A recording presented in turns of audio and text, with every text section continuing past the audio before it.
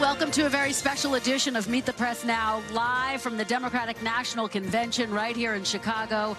I am Kristen Welker on day 2 of the action here at the United Center after an historic opening night with President Biden receiving a nearly 5-minute ovation from the crowd and officially passing the torch to Vice President Kamala Harris in an emotional, lengthy, and much later than expected speech, where he touted his record, praising Harris and her vision for the country, and dismissing reports of personal bitterness about her nomination. Take a listen to a little bit of what he had to say. It's been the honor of my lifetime to serve as your president. I love the job, but I love my country more. I love my country more. And all this talk about how I'm angry at all those people who said I should step down, that's not true.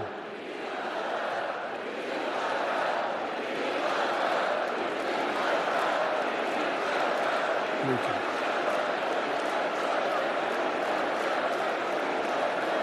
I love my country more, and we need to preserve our democracy. In 2024, selecting Kamala was the very first decision I made when I became our nominee. And it was the best decision I made my whole career. Now, in a surprise appearance ahead of the president's address, Harris thanked President Biden for his service, telling the crowd, quote, "We are forever grateful." In his speech, Mr. Biden warning against clear and present threats to democracy while calling former President Trump unfit for office. Those remarks coming after some of the evening's other headliners ramped up their attacks on the former president, including Hillary Clinton, the former Democratic nominee, celebrating the historic nature of Harris's candidacy and invoking her own unsuccessful bid against Donald Trump. Her speech also marking a more aggressive line of attack against the former president from the convention stage. As a prosecutor, Kamala locked up murderers and drug traffickers. She will never rest in defense of our freedom and safety. Donald Trump fell asleep at his own trial, and when he woke up, he made his own kind of history, the first person to run for president with 34 felony convictions.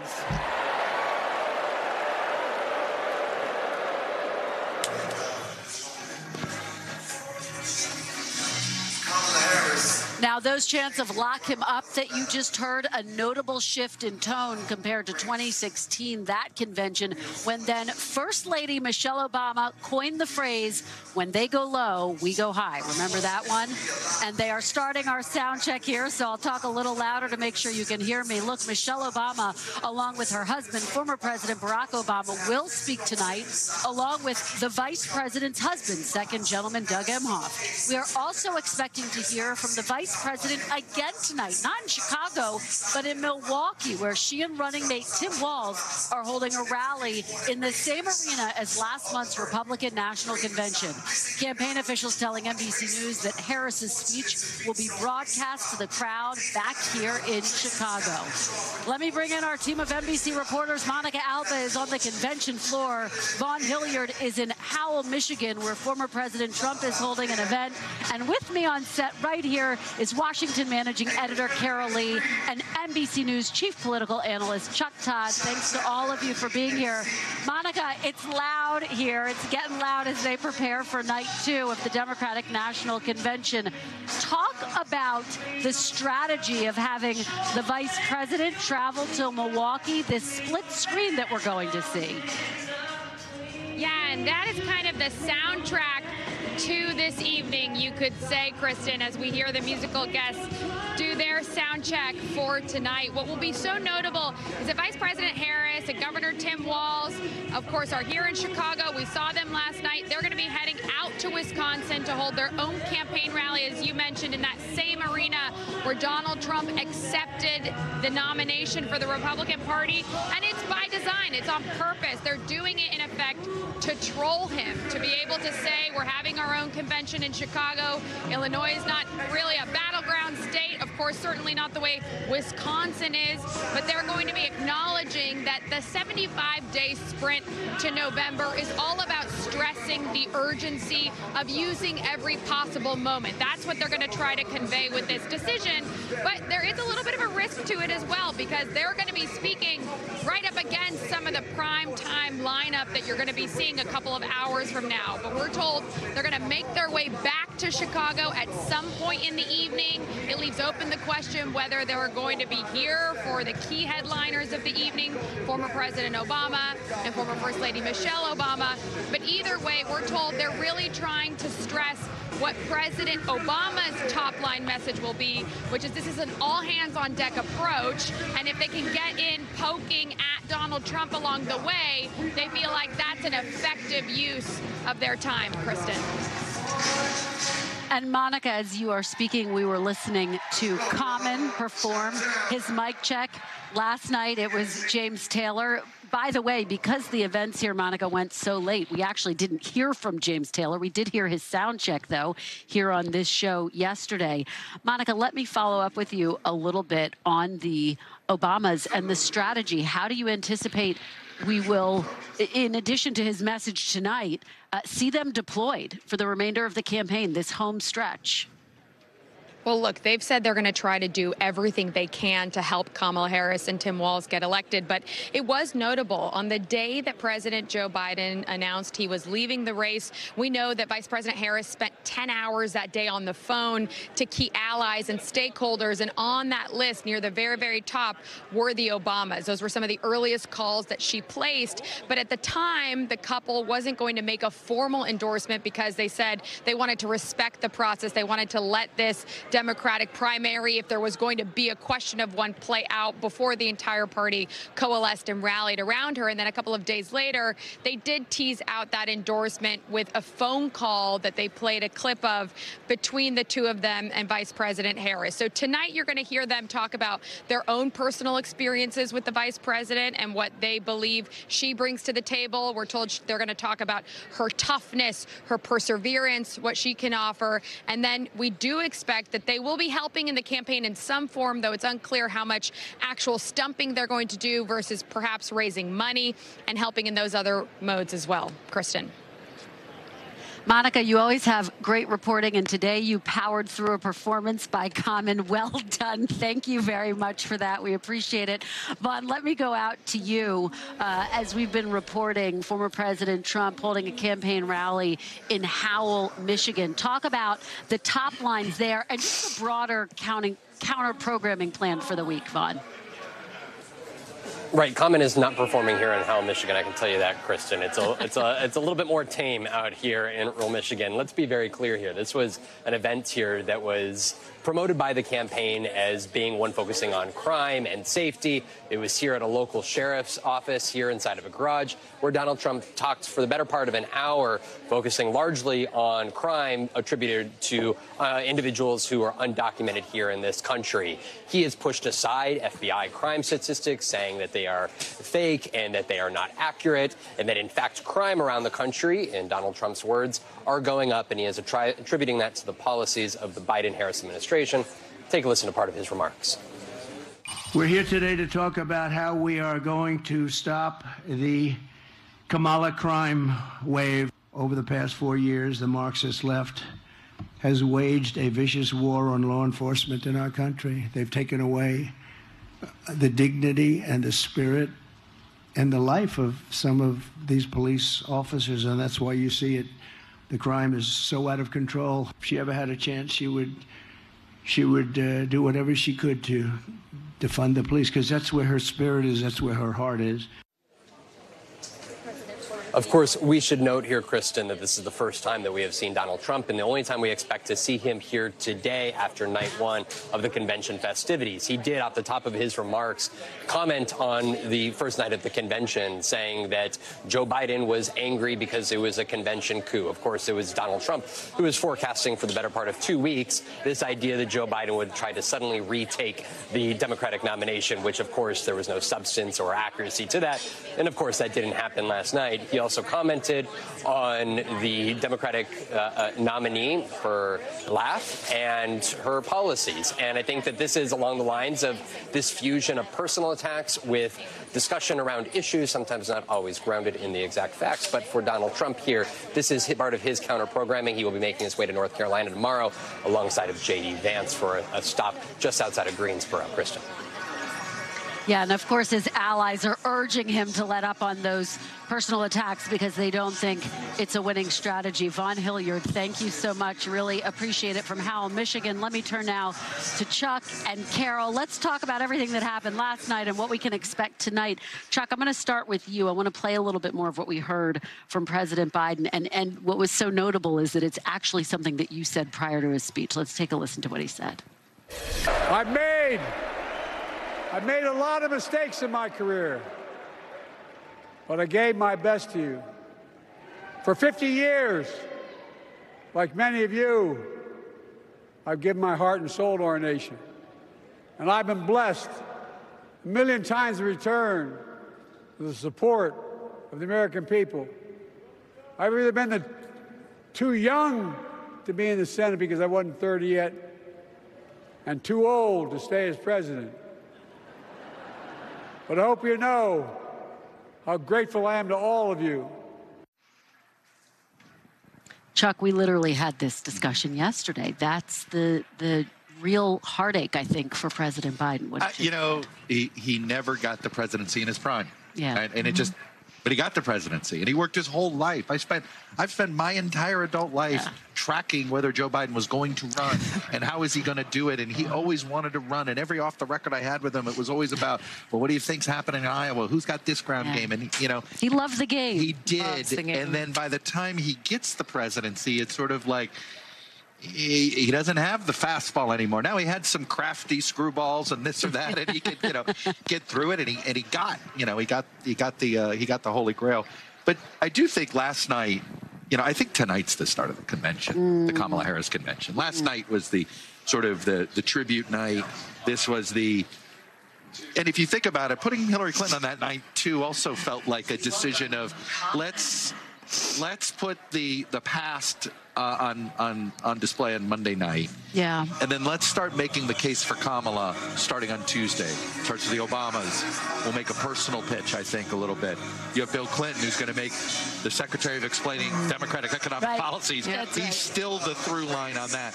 And then, obviously, herself on Thursday night. And so I do think that's the real... I think that's why they just let last night go so long. They're like, look, that's last night. That's the end of that era. Tonight's the beginning of a new era in the Democratic Party. Hence, James Taylor was supposed to be playing last night. It's common tonight. Right. I mean, tells you everything you need to know. Yeah, it's a great point, Chuck. Carol, let me read you something that our friend and colleague Peter Baker wrote in the New York Times. He wrote, President Biden, has been such a part of the American political firmament for so long that it seemed hard to imagine him ceding the spotlight.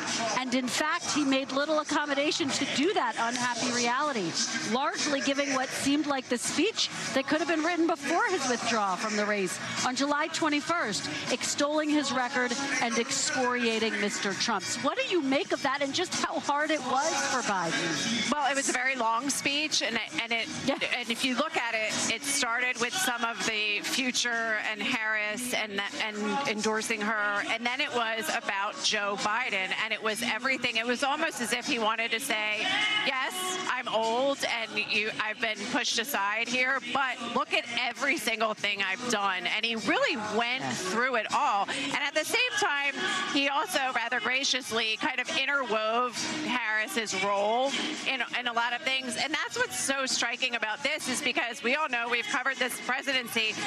This is not something that people would describe as a close friendship or warmth. And yet only in the last 6 weeks or 2 months since the debate has it really they're presenting as if they're very close, and she's had a very close role in a lot of stuff. And he gave her that, and that was something that was striking too. It's such a great point, Carol, because the optics here are so important. And tonight, you talk about Bill Clinton be the explainer-in-chief. Former President Obama, it sounds like, is going to try to take that mantle a little bit as well, that he's going to be the explainer-in-chief and start to lay out the Kamala Harris biography. Here's who she is. You know, I've thought about this with Obama. You know, if there's one criticism that I think is fair of Obama politically is he did not set up an heir apparent. Yeah. You know, Donald Trump actually set up an heir apparent with J.D. Vance, right? Barack Obama never did. The choice of Joe Biden, you know, and there were some people who whispered maybe you ought to get a new running mate for 12 more out of passing the torch, being able to put your stamp on where you want the party to go. And he backed off. And he, out of loyalty to the Clintons, because the Clintons were so good to him, and when he needed them in 2012, people forget this. Yeah. He needed Bill Clinton more than the Clintons ever needed Obama back in the day, in that one election. And it was really important. And I think he felt a sense of loyalty, and he got behind her. In an odd way now, whether he ever meant to or not, Kamala Harris feels like the natural heir to the Obama era. Like Biden was this sort of holdover from another part of the party. And now, but Kamala feels more like the natural evolution of where the party's going, right? She's probably slightly more to the left than Obama, but not much. Yeah. You know, and, you know, so, yes, she's going to break some barriers, but in a slightly different way. I'm curious to see if he wraps himself in this and says, hey, this is who's got next. Well, what's so interesting about that is that it's not just him, it's her, too. Yeah. And she, even in that brief clip that they... She never would have been here if this were a Biden convention. Not like this. And in that phone call, the video call that they did with the vice president, you know, she says in there, she calls her my girl. She says, you know, I'm really excited about this because you've always stood for inclusion and you unify people. And so that, and Michelle Obama is extraordinarily popular among Democrats. Even more than her husband. And they have a kind of friendly competition going on. Has an influence that is, and it's going to come across as cliche, and I don't mean to, but she's got an Oprah-like influence. In fact, Oprah doesn't have the influence anymore. Michelle Obama has this influence. I see it in my own family. The women in my own family of multiple generations, Michelle Obama's on a pedestal. Well, even if you look at their book sales, she sold so many more books, which is the more importantly, I believe the reading. Like, doesn't Amazon keep track of who actually reads these books? And I think more people finished the Michelle book. Yeah, and how many times have you both heard over the course of the past 6 months, Michelle Obama should get into the race? Right. I mean, people want, she would never do it. How many times Mrs. Todd has quoted Michelle Obama's book to me on various things? Not Barack Obama's book.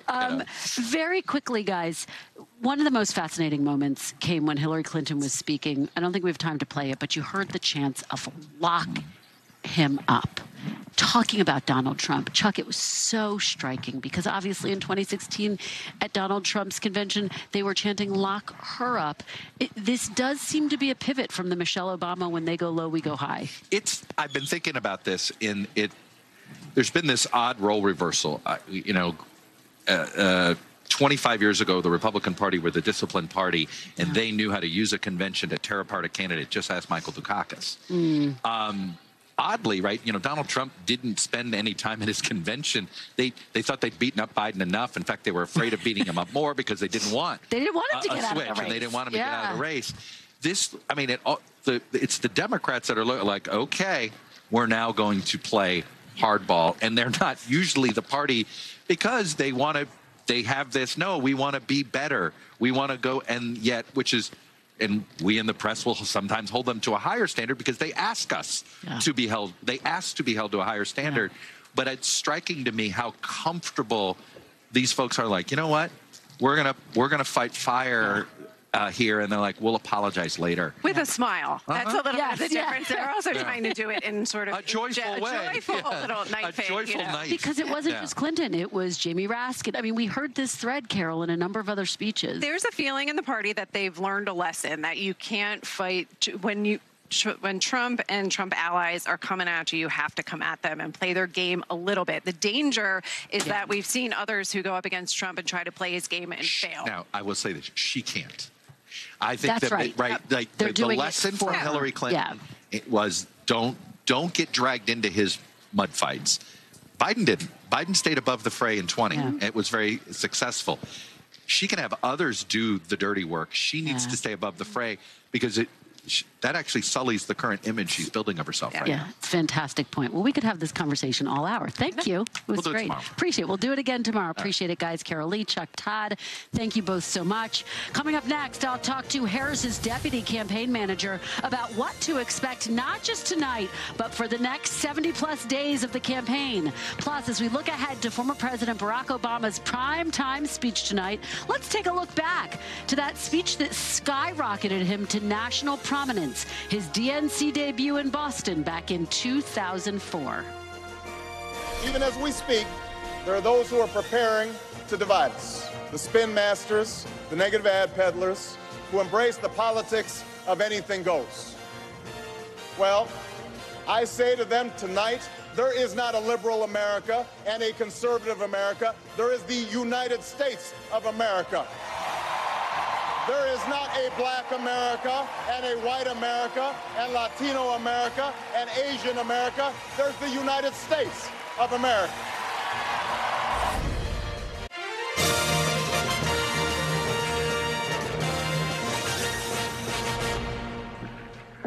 Welcome back. You're looking live at the stage at the United Center in Chicago ahead of night 2 of the Democratic National Convention.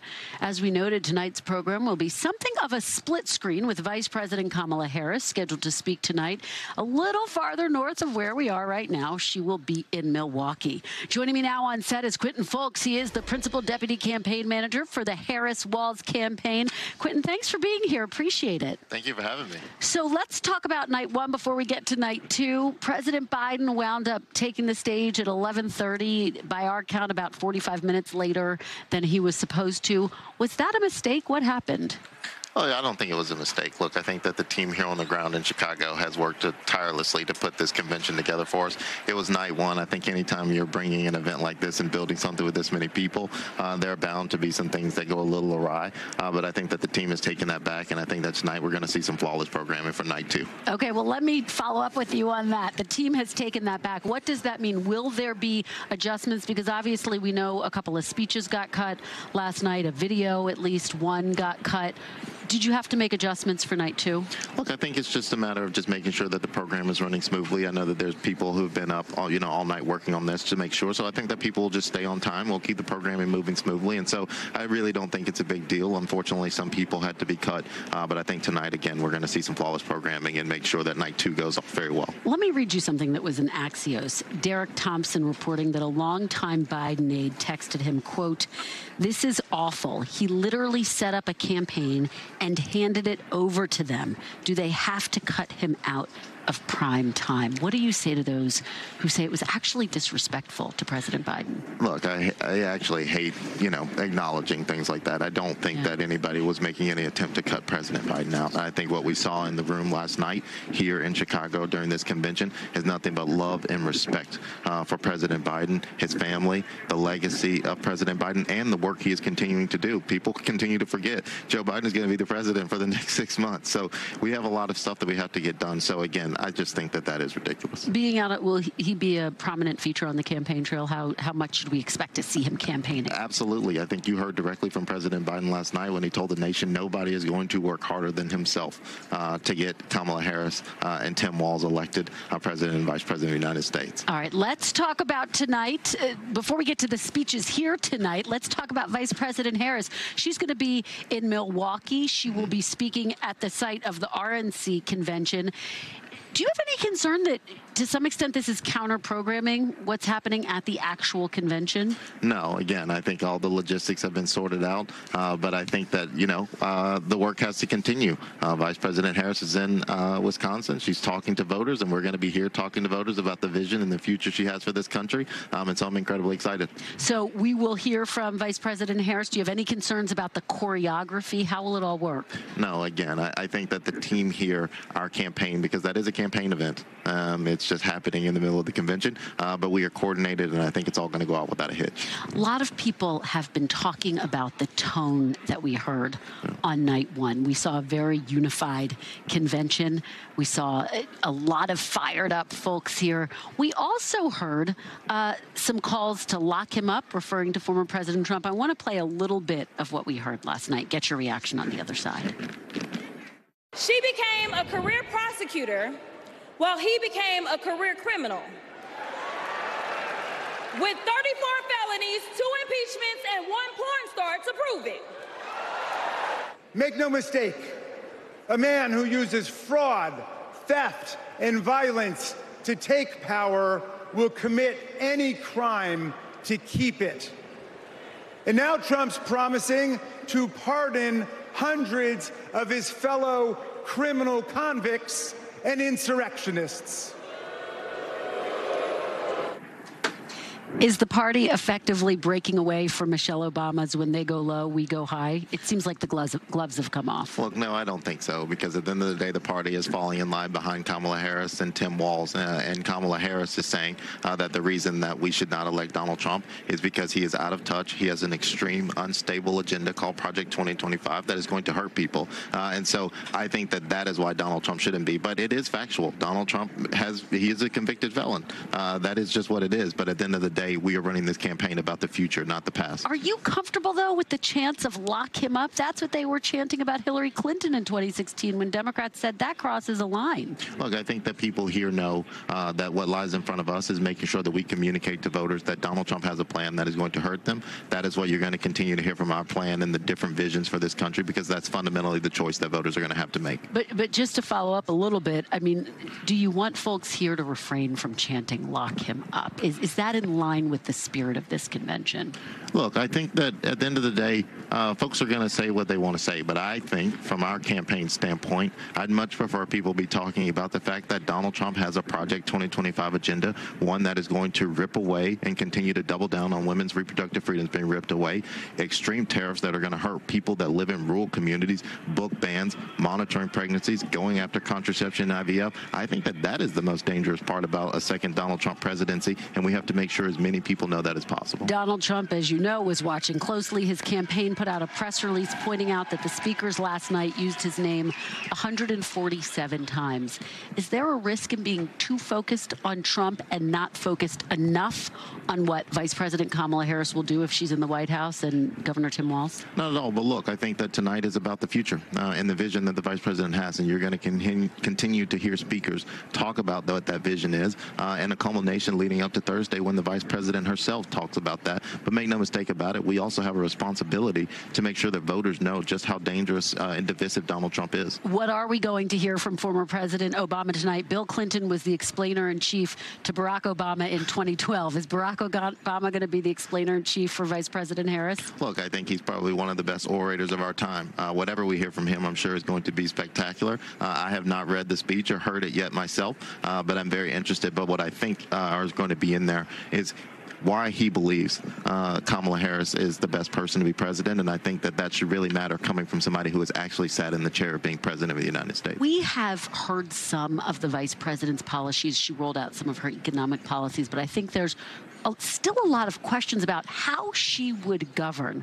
How do you think a Harris administration would differ from the Biden administration? Look, I think that Vice President Harris has been a partner to President Biden for the past 3.5 years for the work they've gotten done. 16 million jobs, capping the cost of insulin at $35 a month for seniors. And that work is going to continue as long as Joe Biden is the president and she's the vice president. But I think Vice President Harris is a different candidate. She has her own vision and her own things for the future. We've seen her lay out her economic agenda for this country, $25,000 for first-time homeowners, expanding the child tax credit. And so she's going to continue to make sure she's listening to voters and bring common sense solutions to problems that voters have been complaining about. It sounds like, by and large, you are saying she's going to build on the Biden agenda. Will there be any notable differences? Is there one policy where you can point to where Kamala Harris would govern differently than President Biden? Look, I think it's seen as across the board. At the end of the day, for some of the things when it comes to it, the vice president is listening to voters.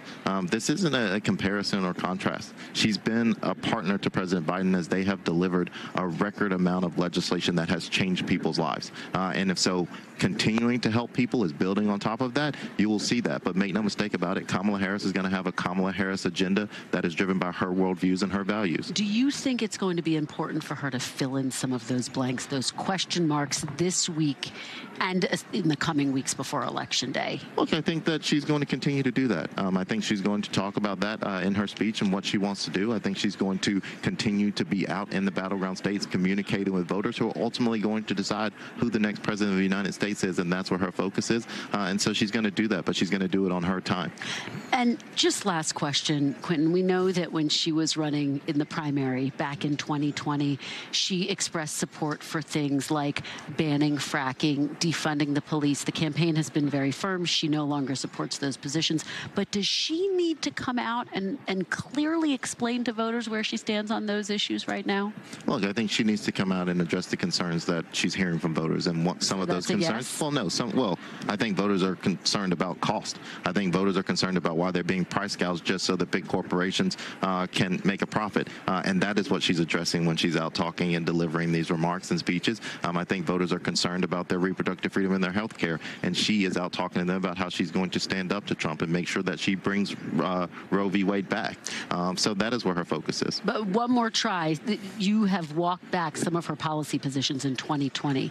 Will it be critical before Election Day for her to explain to voters, here's where I stand now on these issues, so that voters can be crystal clear about how she would govern? Look, if voters are asking those things of the vice president, I think she will answer those questions. But I think that the things that the vice president and Governor Walz are hearing from voters across the country, they are addressing those concerns. And I think that we saw that in North Carolina with her economic speech. And I think we're going to continue to see that and hear that as her policy positions develop and voters are asking those questions. All right. Quentin Fulks, thank you. I know it's a busy night for you, so No thank you for stopping by. Thank you for having me. Great to see you, as always.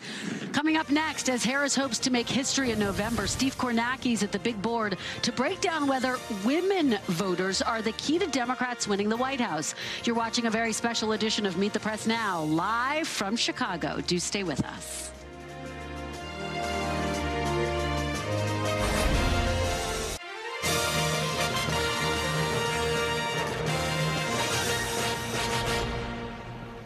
Welcome back. As we mentioned, former First Lady Michelle Obama will take the stage behind me later tonight, 8 years after famously proclaiming at the 2016 Democratic Convention, when they go low, we go high.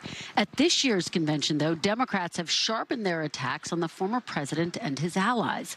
Joining me now is the panel, former Democratic Senator from Alabama, Doug Jones, Democratic strategist Doug Thornell, and senior writer for the National Review, Noah Rothman. Thanks to all of you for being here. Let me start with the two Dougs here at the table. It's a big week for Dougs, okay? It's a big week. It's a very big week for Dougs. You guys are going to have an even bigger night tomorrow night when Doug Emhoff speaks. Senator, let me start with you. When you heard the chants last night of lock him up here in the convention hall when Hillary Clinton was speaking, how did that hit you? Was that the right tone? Well, you know, look, it initially hit me the wrong way, okay, because I didn't like it in 2016. But at the same time, you know, she took so much from Donald Trump in 2016. She took so much for those crowds that consistently yell, lock her up, lock her up, lock her up. Still do that on occasion when her name is mentioned. You know, it's hard to blame this crowd. It's certainly, you know, it brought a smile to Secretary Clinton's face. And so I think we just move on from that. Let everybody have their moment and let's go on. Let me read you the Trump campaign statement, Doug Thornell. Democrats have no vision or solutions to our nation's problems. Last night's convention was solely focused on President Trump. They would rather talk about President Trump than the problems facing our nation due to Kamala Harris's failures. They note that Trump's name was invoked 147 times. Is there a risk, Doug, for Democrats in over-indexing on talking about Donald Trump?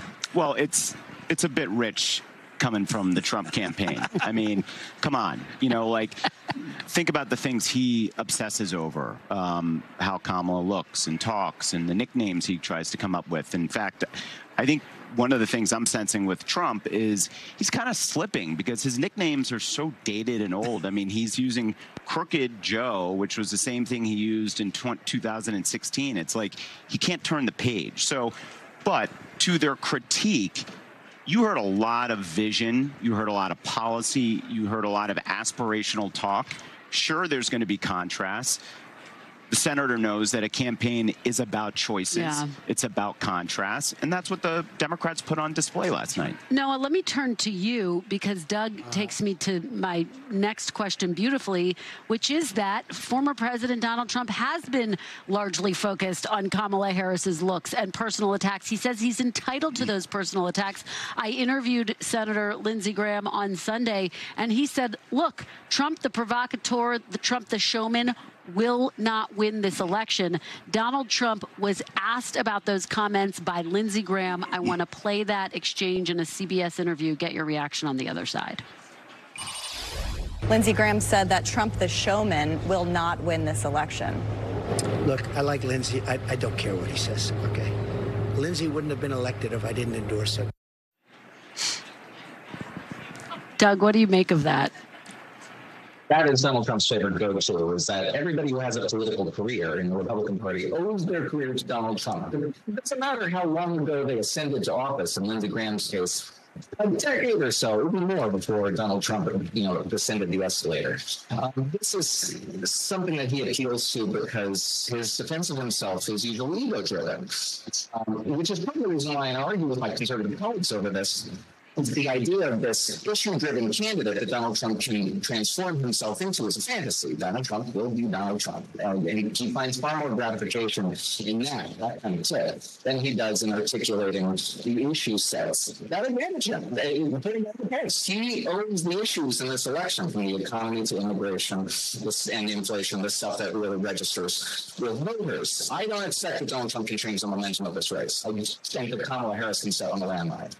She's done her best to run away from herself from 2019. She was restyling herself as someone farther left than Joe Biden when it comes to policies relating to the economy, a variety of other directions. And when she was asked to explain herself, she doesn't have a cogent response to why discredited policies like fixing are what we really need to restore stability to this economy. She can do herself. I don't have a lot of faith that Donald Trump can engineer it. Yeah, and no apologies. I called you Doug. No, we're having a little issue with your. Join the party. Join the party. You can be an honorary member. Exactly. We're having a little issue with your audio. We're going to try to fix that. Let me turn back here to the table. Pick up. Let me just, for our viewers who couldn't hear what Noah was saying clearly, Doug Thornell, he was talking about the fact that does Kamala Harris need to do a better job of explaining where she stands on various issues? Look, we're going to hear from her on Thursday. We're going to hear from former President Obama tonight. Do the speakers need to do a better job of filling in those blanks about who Kamala Harris is? Well, that's what this convention is for. And I think we had a strong night last night. We've got a bunch, we've obviously have the president, Michelle Obama tonight, strong advocates, people who are going to be able to be strong validators. And then we've got, 2 more months of this campaign. So she's formulating some of these policies as we speak. I mean, I point around, this all came together in 4 weeks. I think the idea that she became the presumptive nominee in 4 weeks, was able to sort of reorient the convention, pick a running mate who's been super, super strong. Most of the time that takes 2 years. Yeah. She's done it in a very short amount of time. So she's formulating, she's put out a really strong economic policy dealing with costs, and she's going to do more. So I feel good about it. Senator, what do you make of what we heard from President Biden last night? It was a late speech, so everyone's a little bleary-eyed today. What do you make of what we heard, the substance of it, and the fact that it was 45 minutes late? Was that what he deserved? Well, certainly that's not what he deserved. I think he deserved a little better than that. But at the same time, people are going to see that speech over and over again between now and November, and probably for a long time. I thought it was a remarkable speech. It was incredibly strong. It was passionate. He hit all of the points to make the points of his legacy and who he is. I've been a member of Team Joe for 46 years now, and it was a bittersweet moment last night for so many of us in this hall to watch him, to see, and have been with him for so long, to see the culmination, but also to understand the importance of him stepping aside, the selfless act of courage that he took at a time when I think the party needed it, when the country needed it, and that's what we're really seeing, a galvanizing around Kamala Harris. You know, one of the things that really stood out to me last night as well is when we heard from Hillary Clinton. She talked about the historic nature of Vice President Harris's campaign. That's something that Vice President Harris has not really leaned into much. I anticipate we may hear that to some extent tonight from Barack Obama and First Lady Michelle Obama. Doug, should Vice President Harris lean in more to the historic nature of her campaign, her candidacy? I think she should do what she's doing, which is lean into what is her future-focused agenda and how is it going to help the American people. Other people can talk about her history, her place in history, and they will. But people want to know what's in it for them, right? Like, what is a Harris administration going to mean to their pocketbook, to their national security, to community safety? And that, I think, is where, and rightfully so, I think that's where her and her campaign are focusing on, is really addressing the needs that people care about on an everyday basis. And the other stuff is going to be brought up by other people, and that's fine. But I think for her, she's got to stay on point. And so far, she's been very disciplined on that. Senator, final point to you.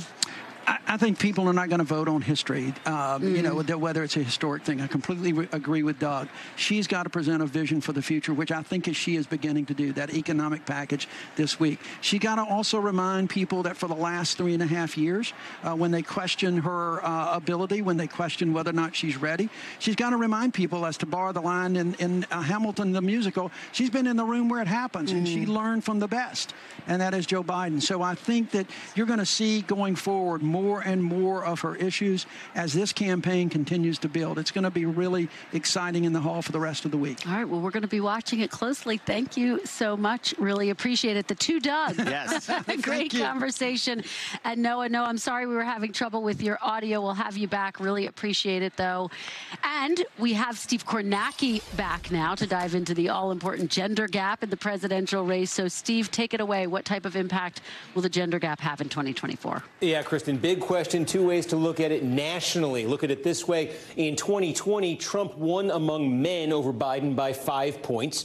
In the polling this summer, in the month before Joe Biden dropped out, a little before and after effect here, Trump was running 12 points, you see here, above Biden this summer in the polling. Okay, now Harris comes in a month ago, and the average of all the polls since Harris got in, now Trump's lead among men is down a bit from where it was with Biden, down from 12 to 7. But still, Trump leading among men. This is typically what we see with the gender gap. Men more Republican than women. Trump on average up 7 right now over Harris among men. Now among women, Biden won women by 13 in the 2020 election. In that month before the debate, when Biden was still the candidate, he still led with women, down to 5 points. Harris has now switched in the month since. Her lead among women up to 9 points. So what do you have? You have Trump on average right now leading men by 7, leading women by 9. That is a gender gap of 16 points. Now, that's big, but that's not new. It was 18 points in 2020, for instance. So this is what we've come to expect nationally. So where is the question mark on the gender gap? It's here. It's at the state level. Here's a series of battleground states. This is all one pollster, the New York Times and Siena. These are all from last week. One set of polls, one pollster, but check some of these out. Michigan, Trump by 20 among men, Harris 28 among women. That is a gender gap in this poll of 48 points. Wisconsin, Trump 17, Harris 24, 41 points. Georgia, Trump 20, Harris 10, women, 30-point gender gap.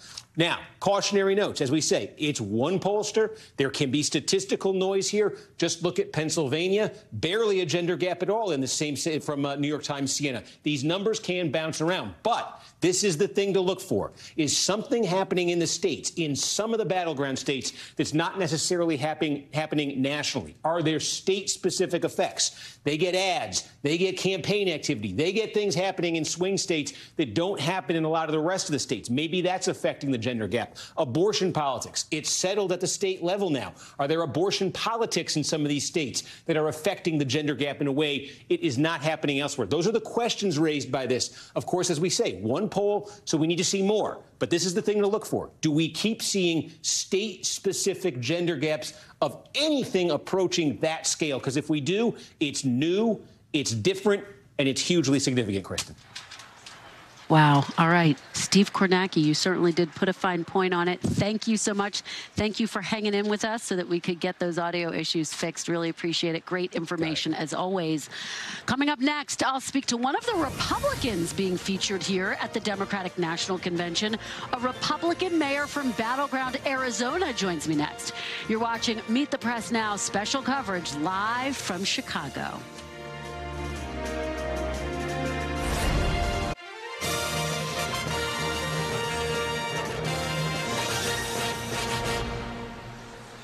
Welcome back. Democrats aren't just focused on party unity this week. The Harris campaign is also hoping to use the convention to expand its outreach to Republican voters who might be turned off by Trump's policies and rhetoric. Several Republican officials are set to deliver remarks in Chicago this week, and it follows the grassroots effort Republicans for Harris. The campaign launched last month.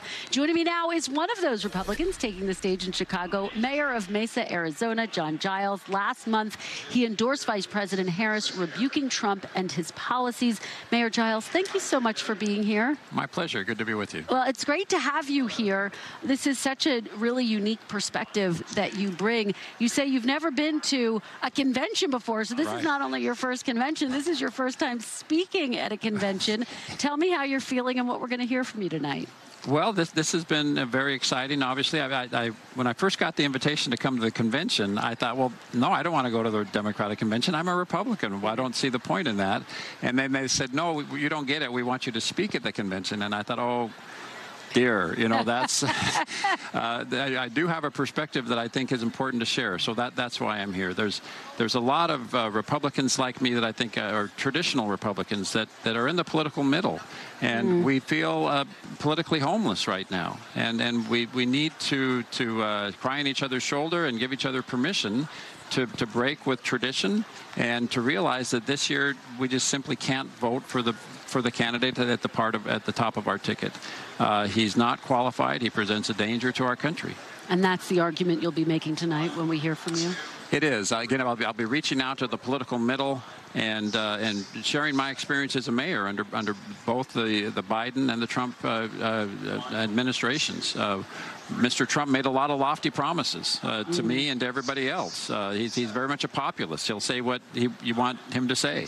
But the Biden administration delivered on some amazing legislation that brought billions of dollars of infrastructure to cities like mine. My city is booming right now. Every week I'm going to ribbon cuttings and groundbreakings, tied in large part to the investment in infrastructure that's come under the Biden administration. I want to talk more about policy in just a moment. Let's talk a little bit politically about what's happening in your state. Right now, Vice President Harris, according to one poll, the New York Times Santa College poll, is leading former President Trump by 5 points. You see Trump leading there in Georgia and Nevada. She also has a smaller lead in North Carolina. What do you think she and Governor Walz need to do to win your state and win the independent, undecided voters in your state? More of the same. They had an amazing rally in Arizona a week ago. She's running like she's behind in Arizona. I hope she continues to do that because Arizona is, I don't care what the polls say, it's going to be very, very close in Arizona. But there are issues that she needs to address in Arizona, and that they're in large part the same issues that she's addressing everywhere. But in Arizona, people are going to vote with their pocketbook, and they are concerned about the borders. And she's actually got a good message on both of those points, and so I think she just needs to get it out in front of us. Well, I'm so curious because you say she's got a good message. On the border, she did lay out a series of economic policies. On the border, she has largely said, look, I am going to pass that bipartisan bill that basically was stalled. It would have addressed border security, but it was torpedoed by former President Trump. Is that enough information for voters when it comes to her policies at the border, or does she need to fill that out a little bit? It is when she explains that presidential executive orders and the types of things that we've seen under various administrations, that's no substitute for Congress changing the immigration laws. There are amazing loopholes, huge loopholes in the immigration laws of our country. That executive order can't change that. The only way to do it is the bipartisan Immigration and Border Policy Act that you were talking about, that Senator Sinema and Senator Langford negotiated. But Mr. Trump killed that to advance his own personal agenda. You know, Trump supports a mass deportation policy. Some people say that's just not realistic. It's not humane. What do you make of that proposal? That would devastate the economy of Arizona. How so? Well, it's not speculation. A few short years ago, we had something called SB 1070, some anti-immigrant legislation that came through our state legislature. The economic impact of that was devastating to our city. Jobs were unable to be filled. We saw a huge crash in growth and in construction. It's just not practically. I mean, to set the human parts aside, from an economic perspective as well, that would be a catastrophe. All right. Well, I have a lot more questions, but we are out of time. Mayor Giles, thank you so much for joining me. Really appreciate it. We will look for your speech tonight. Good luck to you. Thank you. Appreciate it. I'm back tomorrow with more Meet the Press Now live from Chicago, but don't go anywhere. We have much more of our special coverage ahead. My colleague Hallie Jackson, who's sneaking next to me, has the news continuing right now. Thanks for watching. Stay updated about breaking news and top stories on the NBC News app or follow us on social media.